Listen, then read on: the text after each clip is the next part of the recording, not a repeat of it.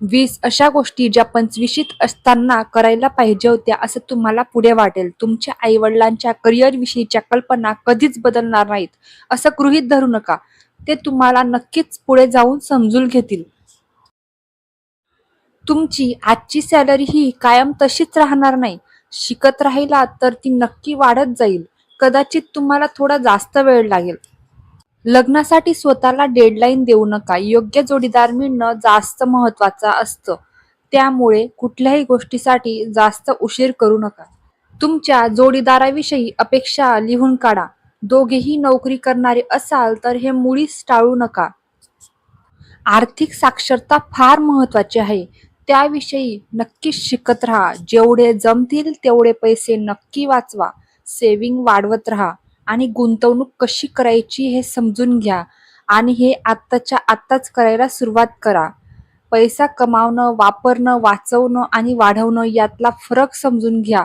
तेही खूप लवकरात लवकर. वागण्यात, बोलण्यात आणि कामात लवचिकता असू द्या. म्हणजे तुम्ही चुकत आणि शिकत राहाल. ह्या गोष्टी जेवढ्या लवकर होतील तेवढ्या लवकर करायला तुम्ही स्टार्ट करा.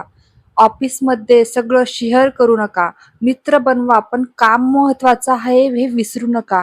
नवीन पुस्तकं, नवीन अनुभव, नवीन जागा आणि नवीन माणसं यांच्यासाठी पैसा खर्च करणे म्हणजे आनंद आणि गुंतवणूक असा दोन्ही पण असू शकतो. त्यामुळे या गोष्टी तुम्हाला लवकरात लवकर समजून घ्यायला हव्यात. शारीरिक आणि मानसिक आरोग्यावर लक्ष द्यायची वेळ आज आहे.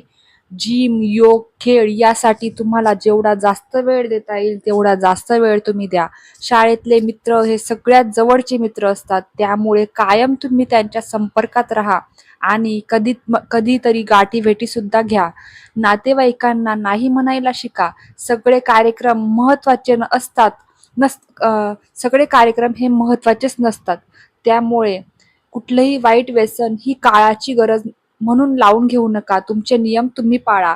व्यसन तुम्ही जर लावलं असेल तर ते तुम्हाला पुढे जाऊन खूप धोकादायक ठरू शकतं, हे तुम्ही नक्की जाणा. न्यूट्रिशन, सकस आहार समजून घ्या आणि 70 ते 80% तरी पाळण्याचा प्रयत्न करा. तुम्हाला आवडतात त्या गोष्टी करणारे समविचारी लोक शोधा आणि त्यांच्यासोबत जास्तीत जास्त वेळ राहा. काम, खेळ, छंद, इतर गोष्टी तुम्ही जोपासू शकता.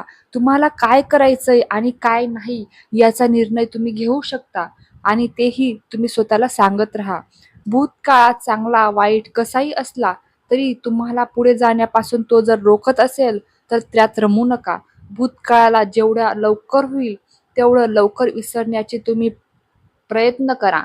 त्यामुळे ह्या गोष्टी करायला लवकरात लवकर तुम्ही स्टार्ट करा. आता तुमच्याकडे भरपूर वेळ आहे. तुमच्या वैयक्तिक प्रोजेक्टवर काम करायला तुम्ही लवकरात लवकर स्टार्ट करा आणि ह्या गोष्टी जेवढ्या लवकर तुम्ही स्टार्ट कराल त्यामुळे तुम्हाला पुढे जाऊन या गोष्टीचा पश्चाताप होणार नाही. तुम्हाला सल्ला देणारा त्या विषयात किती खोल आहे हे कोणाचंही ऐकू नका, पण त्यात काही केलेला, रिस्क घेतलेला किंवा शिकत राहणारा असेल तर मग त्याच्याकडून शिकून घ्या. सगळ्या चुका आपण सगळ्या चुका आपण करायच्या नसतात. त्यामुळे या गोष्टी लवकरात लवकर तुम्ही स्वतः जोपासा.